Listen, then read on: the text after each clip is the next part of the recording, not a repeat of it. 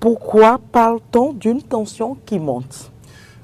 Parce qu'auparavant, il y avait déjà eu des tensions, qu'ils vous souviennent lorsque la fermeture de la frontière entre le Bénin et le Niger était survenue.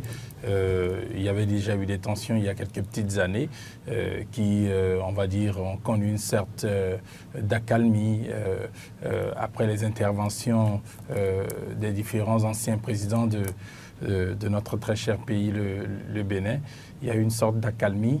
Mais là, maintenant, Mais est-ce qu'on doit parler de tension ou d'une rupture diplomatique? On va dire que la tension, cette fois-ci, prend une allure diplomatique, puisque ce sont au niveau des ambassades qu'il y a des actions cette fois-ci. L'ambassade du Bénin au Niger serait fermée ou sera fermée à partir de ce jour. Et de l'autre côté, au niveau béninois, il y a des diplomates nigériens dont les fonctions sont suspendues.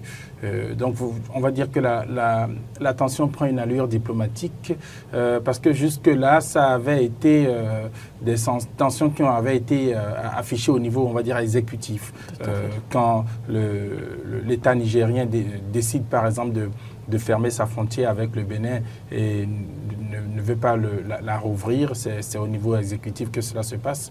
Les différentes démarches diplomatiques, les différentes démarches de dialogue pour que les uns et les autres puissent revenir à de meilleurs sentiments n'ont pas pu porter véritablement fruit.